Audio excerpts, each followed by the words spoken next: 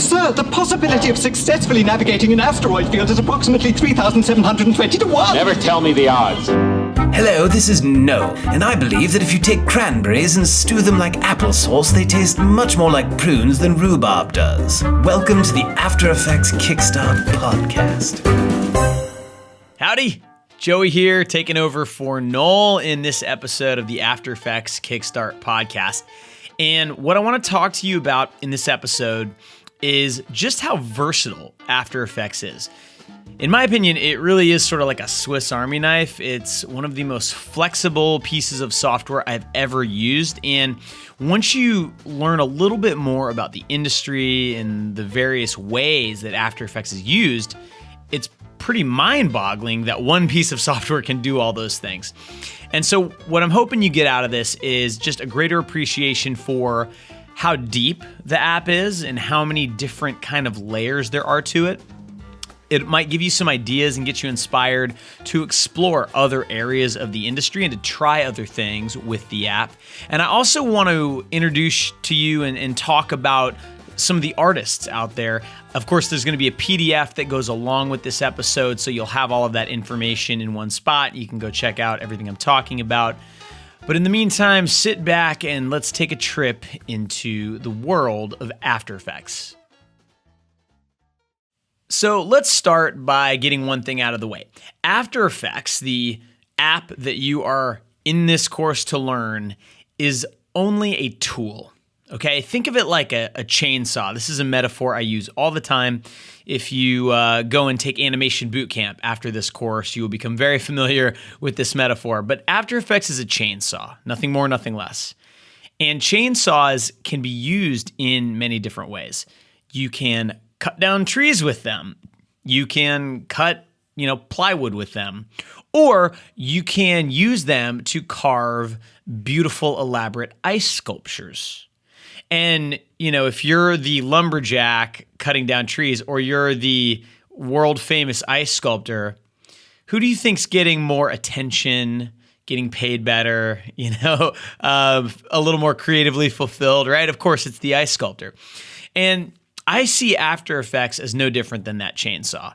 Chainsaws probably have less moving parts than After Effects. But the thing is, once you learn the software and, by this point in the course, you know how keyframes work, you know how layers work, you know about masking, you know how to use the type tools, you know how to bring audio in and sync things to that. And you're going to learn a lot more as the course goes on. And by the end of this course, you're going to have a pretty good grasp of how After Effects works. And you're going to be able to use it in your day-to-day work and, start to improve even more once the course ends.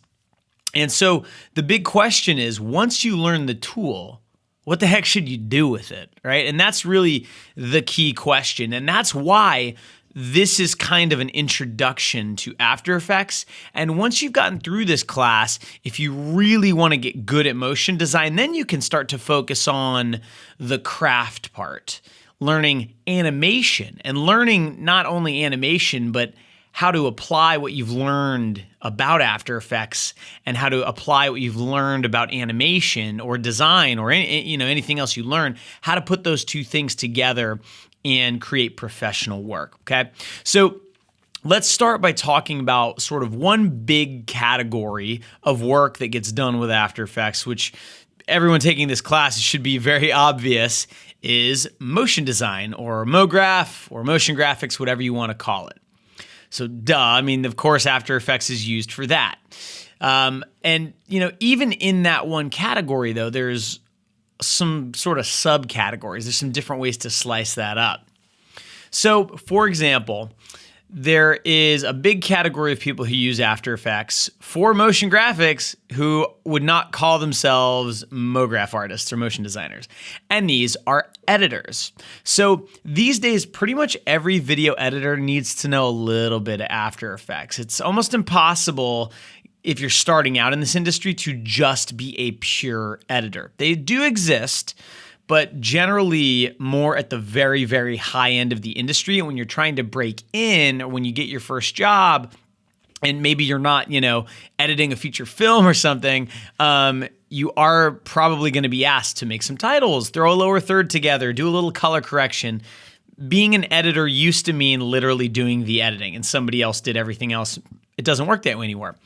So, for example, I started as an editor, and the way I actually got into MoGraph and into motion design was by being asked to do titles and to do some effects and to, do a little bit of compositing. I know we got a green screen. Can you do that? And that's how I sort of became really well acquainted with After Effects and how I fell in love with the app and with, the techniques of motion design. Some other artists that I think you should check out who are editors that use After Effects. Mike Radke, who was interviewed on the School of Motion podcast, episode 13, we'll link to it in the show notes.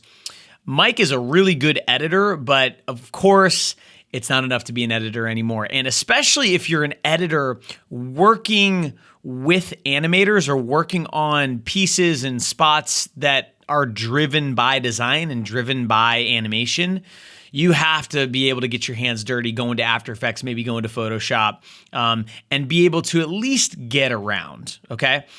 Another editor that you should be aware of is Jake Benjamin. He's a buddy of mine. He is a freelancer in New York. And if you go to Jake's portfolio, you'll see mostly editing, but there are some pieces that he animated. And while he doesn't bill himself as a motion designer, having that skill set makes him 10 times more marketable, more bookable. He's busy all the time. It's just an incredibly valuable tool for editors to have. And you can see this in the way After Effects is built, okay? So while, some of the features that we've been talking about so far are, basically the timeline and keyframes and masks and things like that, editors might be more concerned with some of the newer features. There's a newish feature, I think it was released in 2017, called the Essential Graphics Panel. And it essentially lets an After Effects artist create a template in After Effects that an editor can then use. And if you are an editor and you can build those things yourself, it is this incredible time-saving tool that you can incorporate into your work. After Effects also has a bunch of amazing color correction tools. It's not that common anymore to use After Effects as your primary color correction tool, but a few years ago, it actually wasn't that uncommon. And even now, if you're doing short form work, if you're doing a spot, or even if you're just doing a short motion design piece with footage in it, you can certainly do amazing, super detailed color correction in After Effects using tools like masks, some of the effects. If you go up into the effects menu and you look at the color correction section, you'll see a whole bunch of effects.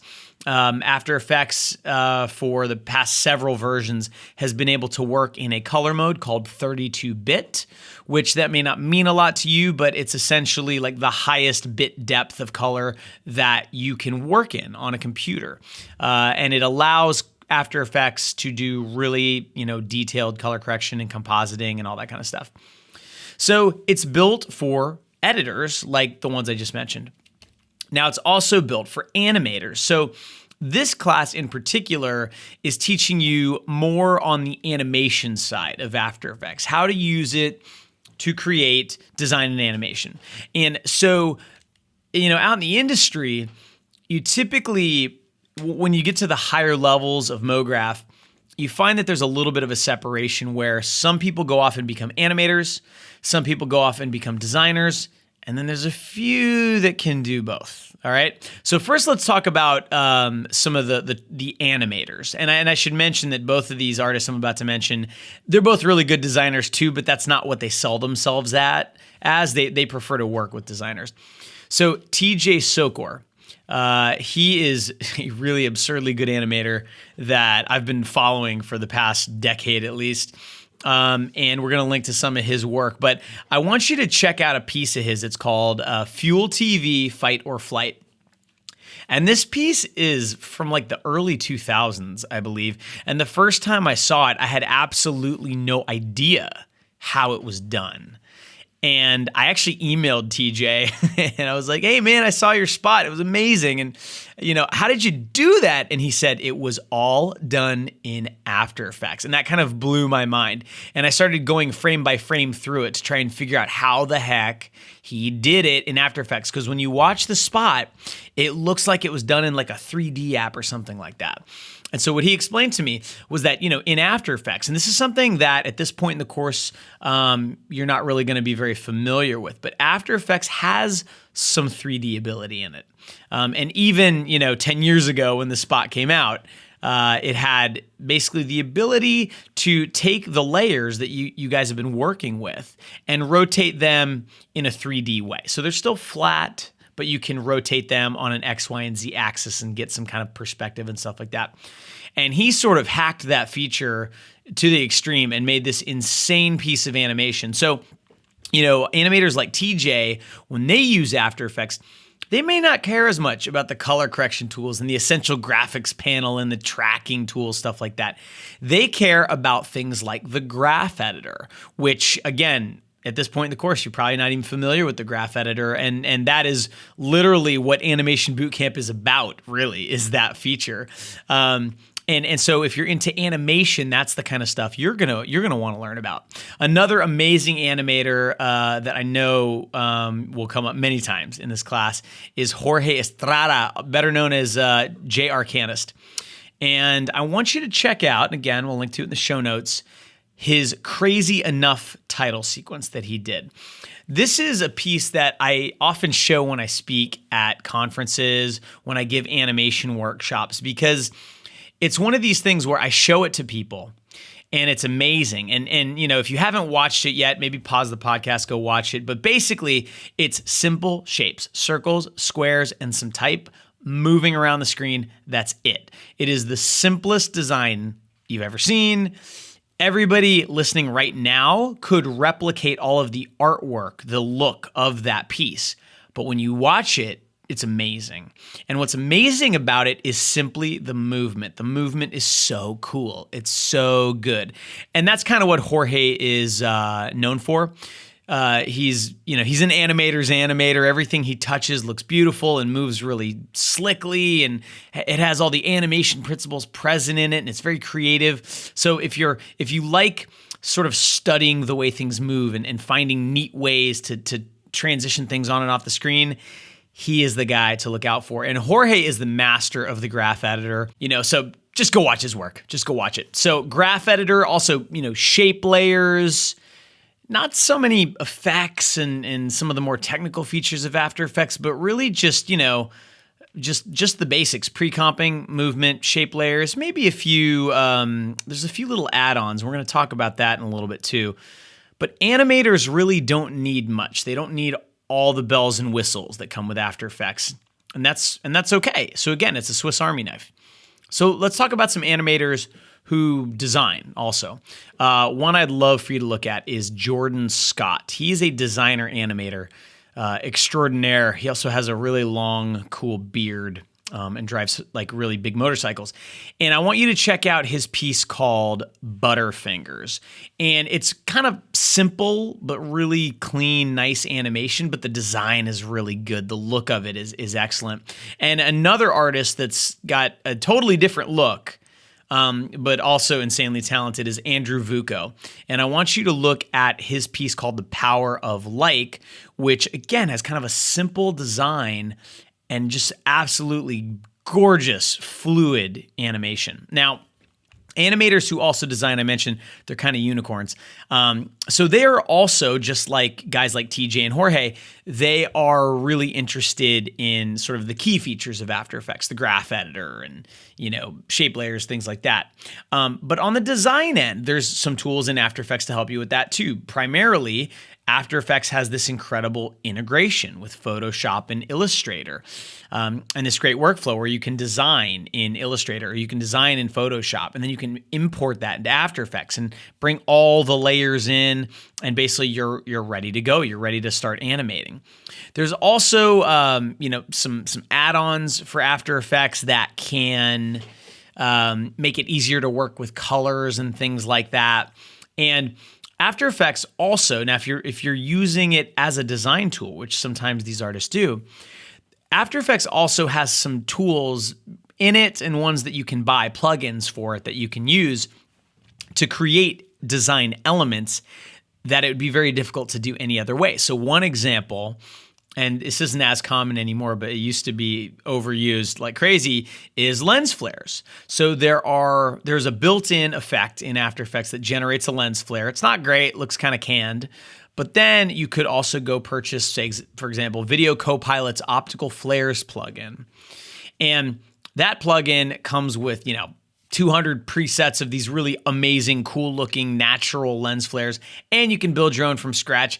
And you can use After Effects as a tool to create lens flares that you can bring into Photoshop and use in other ways. If you're doing anything where you need lots and lots and lots and lots of little tiny pieces, right? Like let's say you were trying to design something that sort of shatters. Well, if you were going to try and design that in Photoshop or Illustrator, it would be a ton of work. Anything that has, hundreds, thousands of pieces is tedious to do in an app like Photoshop.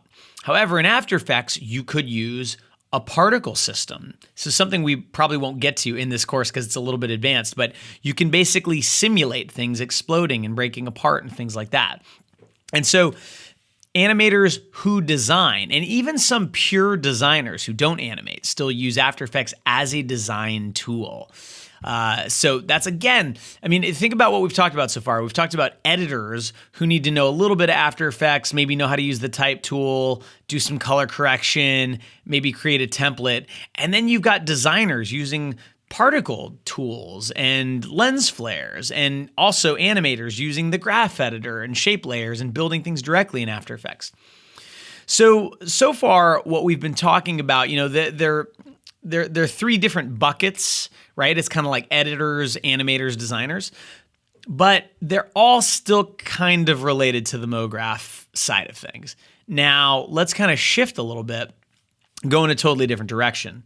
Visual effects. So the name of the app is After Effects, okay? And that should tell you something about the original intent of After Effects. So, After Effects, when it was created, was not really envisioned as the animation tool that it has become. And a lot of that just has to do with the fact that style of animation, when you go to Buck's website and you see these beautiful, smooth, clean geometric explainer videos and things like that. That didn't really exist when After Effects was built, and it was built more as a tool to manipulate video and to do some effects. And you could animate with it, but it wasn't really intended for that. And so you can kind of tell that the roots of After Effects are really as a visual effects compositing app. And After Effects is not the industry standard tool for visual effects. I should say that. So if you go and visit Weta or ILM, you'll see After Effects being used, but it's not the primary tool. The primary tool is generally something like Nuke, which is a node-based compositing app. It works completely differently than After Effects. But even though After Effects isn't like the number one visual effects software out there at huge studios, it is still used all the time for visual effects. And there's multiple kinds of visual effects it's used for. There's sort of like the seamless stuff where you're cleaning up things, right? Like, oh, that wasn't supposed to be in the shot. Can we clone it out? Can we get rid of it, right? And then there's the sexy visual effects, explosions and lasers and, time warping and stuff like that. And After Effects can do both. By the way, if you're curious about the differences between After Effects and Nuke and why Nuke is more popular as sort of like the high-end visual effects tool, check out episode 17 of our podcast. We interviewed a compositor and a visual effects director named Hugo Guerra, who is great at After Effects and Nuke, and we talk a lot about the differences. So let's talk about some of the people that are using After Effects for visual effects. And the first one is somebody that, if you don't know his name, if you don't know his company, it just means you haven't been in the industry long enough. Very soon you'll be intimately familiar with him. His name is Andrew Kramer, and his company is Video Copilot. He's kind of the original After Effects tutorial guy. And Video Copilot, they create some of the most produced high-end tutorials I've ever seen. And they create these products and these plugins for After Effects that extend the application to crazy places. We'll talk about that in a minute, but you go check out Star Wars The Force Awakens. All right. Andrew Kramer, in addition to running a company that makes After Effects plugins, also does visual effects. And he's collaborated with J.J. Abrams a few times. He did the end title sequence for one of the Star Trek movies. And he did some of the holographic kind of heads-up display stuff on Star Wars The Force Awakens. And he did that stuff in After Effects. Now, he's built custom tools to allow him to work, with 3D objects really easily and to create sort of compositing effects and things like that he wants, but he's doing it all in After Effects.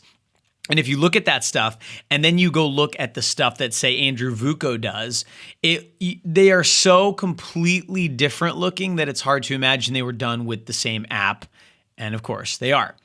A couple other interesting, you can find a lot of examples of visual effects companies using After Effects for different things, individual artists using it for different things.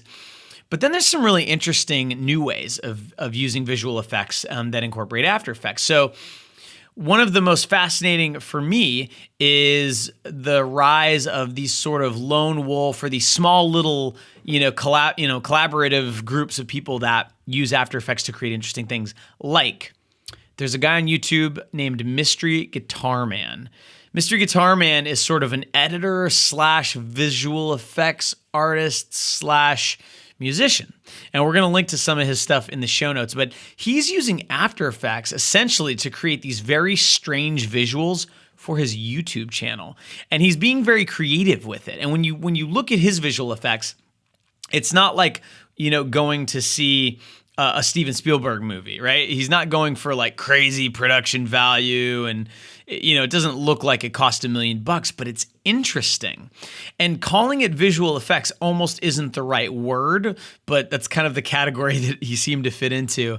And there's a lot of people like him out there now using After Effects because it's a relatively inexpensive tool, relatively easy to learn, and it has a ton of capabilities built into it right out of the box that you can do some pretty crazy visual effects with it. Another channel to check out is Rocket Jump. There's an artist by the name of Freddie Wong, and what he's doing is actually creating little short films and then little sort of behind-the-scenes tutorials about how he makes the short films, and a lot of the visual effects are being created in After Effects in conjunction with some other programs too, but most of the compositing is happening in After Effects. And it's really fascinating because if you go to a big shop, you're going to see people using Nuke and Maya and Katana and these software packages that are far more expensive, harder to use, and kind of built to work in a big, large, collaborative team environment. Whereas After Effects is actually not really built to be used in a big team in a collaborative environment. Of course, it is used that way every single day. But that's actually one of the weak points of After Effects, at least at the time of this recording, 2017. It's not as easy to collaborate on the same shot with multiple artists as it is in other packages. So let's talk about some of the tech in After Effects that visual effects artists care about. So generally in visual effects, you're very concerned with color correction, tools for managing film and video grain, tracking, keying, stuff like that. So in After Effects, when you get a Creative Cloud subscription, you get the basic version of After Effects. It comes with some incredible compositing tools, some visual effects tools. One of those is called Mocha AE. Mocha is a tracking application, and you can buy it as a standalone version. Has a few more bells and whistles, but there's a version that comes with After Effects that is amazing, and it's a planar tracker. Now, I don't want to get into the tech behind tracking and the difference between a planar tracker and a point tracker, things like that.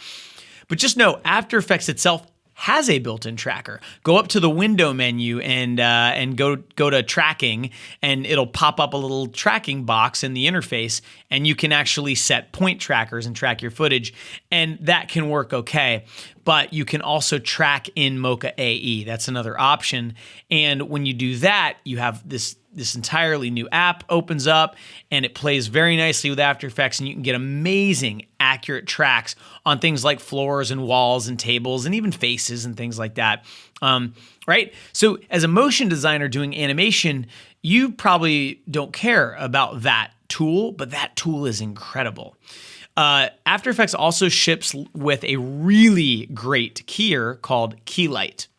Now, if you don't know that word keyer, a keyer is just an effect that removes a green screen or a blue screen. It removes a background from footage, typically green screen. And After Effects, I remember, used to ship with this effect called Color Key. I think it's still in there. They've hidden it somewhere. It's a terrible keyer. It doesn't do a good job at all.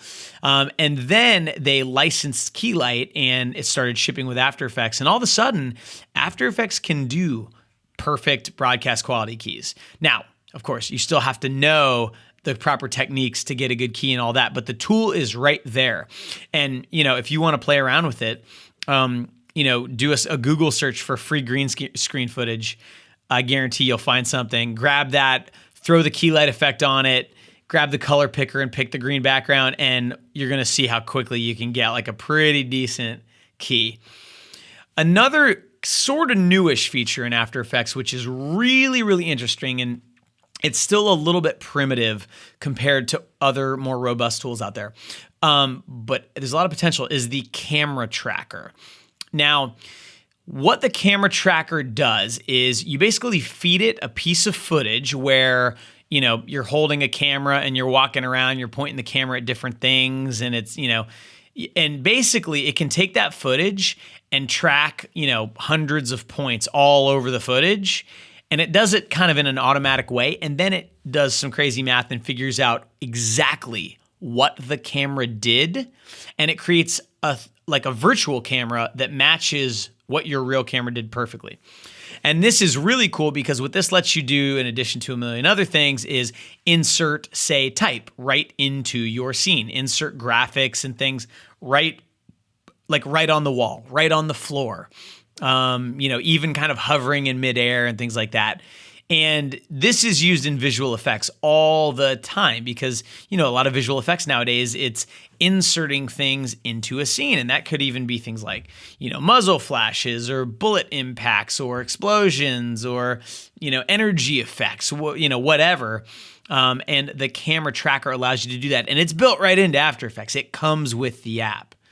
So again, that is a tool that, artists like Jay Arcanist and TJ Sokor and Andrew Vuko and Jordan Scott, they may never even once in their career touch it, but it's part of the app. And if you're a visual effects artist, that's the part you care about. Okay. So again, I keep trying to hammer this point home, and I'm just going to keep beating this dead horse till the end of this episode. After Effects is literally like no other program. It is truly a Swiss Army knife designed to do really slick animation, be a great design tool, and a complete visual effects and compositing app.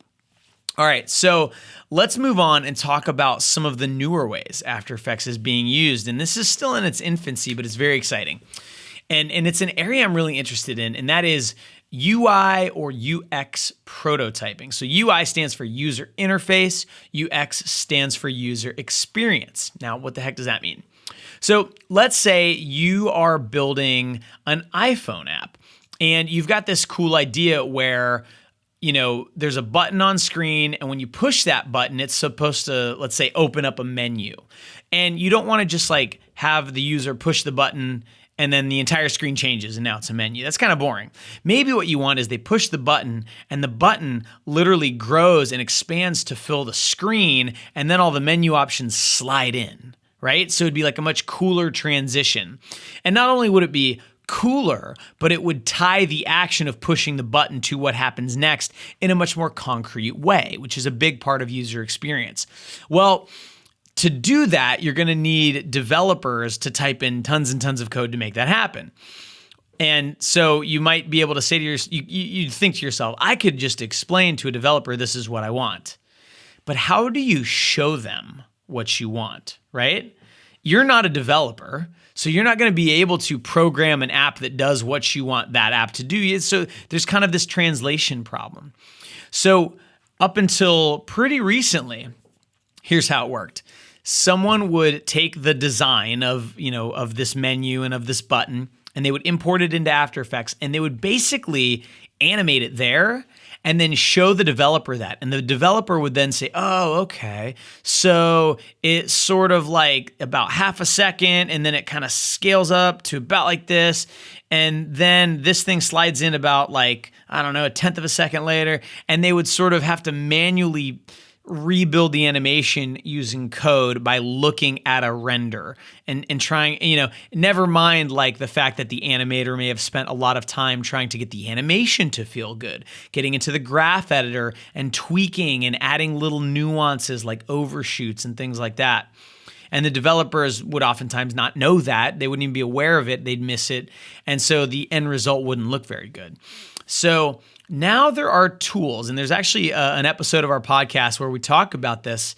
It's episode 10. We'll link to it. And we talked to Sally and Brandon from Airbnb about how Airbnb deals with this. And what they've actually done is they have built a tool that can take After Effects animation and translate it into code that you can give to a developer. So now After Effects can be used to design animations for an interactive piece of software. And then you can give that animation to a developer and it ends up in the software. How freaking cool is that?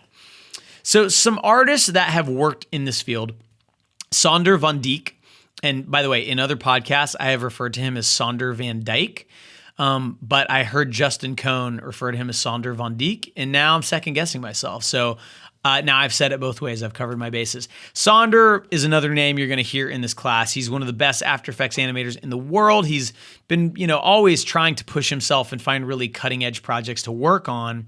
And he's done a lot of work with Google. And, his style, the way he animates, the way he thinks really fits this UI UX prototyping kind of paradigm. Because, if you're doing an explainer video or a kinetic type video, you can think a little bit more literally. But when it's a UX and basically you need to communicate something to the user through animation, and all you have at your disposal is a button and a checkbox and one piece of type, you have to be a little more creative with how you lead their eye around the device that this ends up on and things like that. So go to Sander's site and you can check out some of the work he's been doing. Adam Grabowski has been working, I think he's full-time at Google. He was at the time of this recording. And he's done a lot of work sort of getting Google's animation vocabulary to be consistent across all their apps.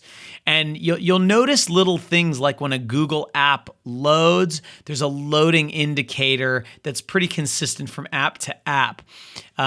There's actually an entire language that Google has for design and animation. It's called Material Design. And we'll put that in the show notes and you can check that out as well.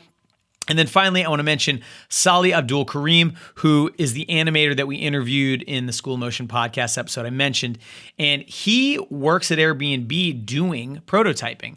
And he is not a developer. So him and his friend Brandon worked on this really amazing tool for After Effects called Lottie. And Lottie works in conjunction with another tool for After Effects that's called Body Movin'. And essentially what happens is you animate the pieces of the interface doing whatever you want in After Effects. There are some limitations. It only works with shape layers and things like that, although those limitations might be gone by the time you listen to this. And then Body Movin' takes that information and converts it into a certain file that Lottie can then read on an iPhone or on an Android device, or on a web native app like Facebook or something like that. And speaking of Facebook, Facebook has their own version of this tool called Keyframes. So, tech companies like Google and Facebook and even Airbnb are kind of leading the charge here in turning After Effects into another type of tool, which is an app prototyping tool. And I think in the next 5 to 10 years, you're going to be hearing a lot about this, and this is going to be a huge growth area for motion design. And I'm really excited about that because I think it's so cool. All right, so going even further into the cutting edge, we can talk briefly about VR. Now, VR is still, at least as a consumer technology, still in its infancy. But in 2017, something interesting happened. Adobe purchased a suite of effects called Skybox Suite from a company called Mettle, Mettle. Now, Skybox Suite is a set of tools, like plugins for After Effects, that aids in the creation of 360-degree and stereo VR content inside of After Effects. Now, there's not that many artists out there doing this yet. And most of the stuff that you see these tools used on is video content for VR, 360 videos and things like that. And these tools are used to sometimes stitch together multiple cameras if they didn't actually have a spherical camera. Adding type into the scene, you can actually get a camera solve and camera track 360 videos using these tools. You can insert objects into 360 video, graphics, designs, 3D objects, anything using this suite of plugins. And the fact that Adobe bought them, that means that likely they will be included as part of After Effects in a version coming your way soon, or possibly the version you already have. So now After Effects is becoming a VR tool, a tool not just for doing animation and visual effects, but even just working with video content in VR, doing interesting transitions, painting out the shadow of like the tripod that was holding the camera, things like that. After Effects is now kind of getting into this area. And so, over the course of this podcast episode, we've talked about like 4 or 5 completely different use cases for After Effects. And there's still one more I want to talk to you about. So After Effects, the way that, I hope you will use it in your career, and I'm sure you will. And I'm sure the reason that you wanted to learn it is to make cool stuff, regardless of what that stuff is. Animation, design, visual effects, VR.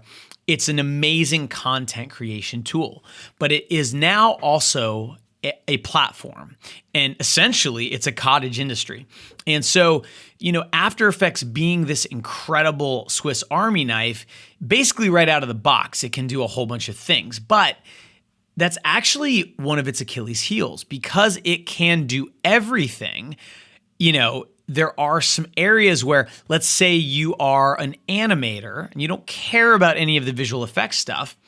Well, there are some things that aren't in After Effects that sure would be nice as an animator.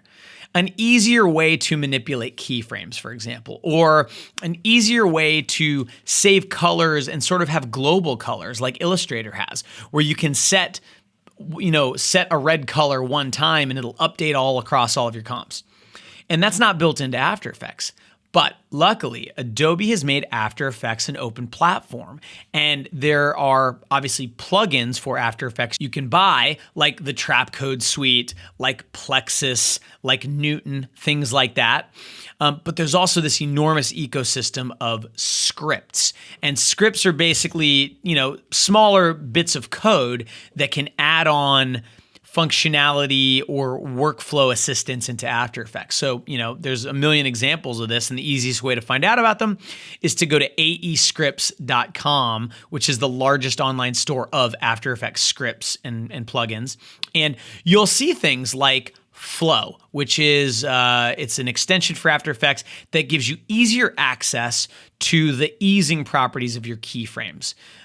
Which may not mean much to you yet, but if you take Animation Bootcamp, you're probably going to want that plugin afterwards. And if you're an animator, that's very important to you. Things like Ray Dynamic Color, which is essentially a dockable color palette that can save colors, but also allows you to use them globally. So if you pick a color and you apply it to 10 things, you can change all 10 things just by changing the master color. And again, this is an amazing tool for an animator or for a designer. For a visual effects artist, Who cares? They don't want that one. But what they may want is a set of tools that assist in bringing in tracking information from other applications, or tools that might help them manipulate render passes in a more efficient way. So this is the great thing about After Effects, is that there's so many scripts and plugins and ways to turn it into the tool that you want it to be. And because that is such a growing side of After Effects, people can actually make real money doing that.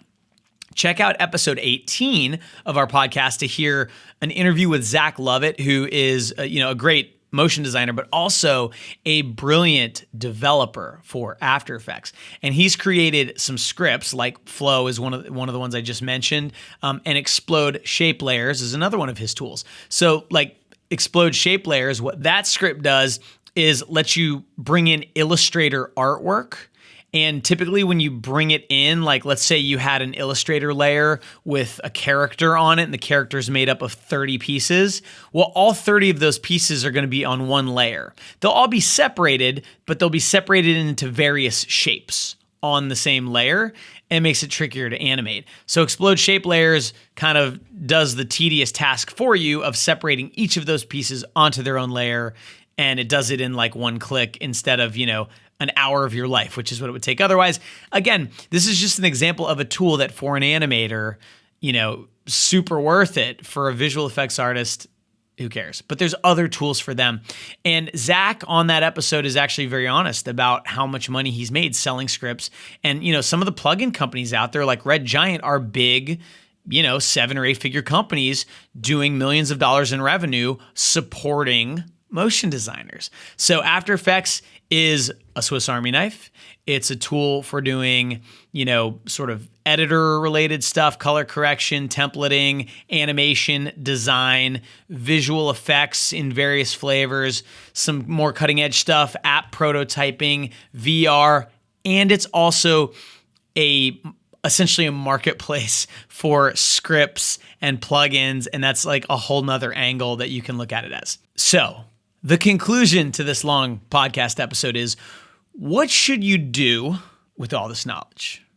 Like, why did I just throw all of this at you? Okay, so like I mentioned in the beginning, 2 reasons. One, I want you to understand and really deep in your bones understand that what you are learning in After Effects Kickstart, and anytime you open After Effects and you just play around, what you're learning is how the tool works. And that's extremely important. If you want to do this professionally, you need to know After Effects inside and out, okay?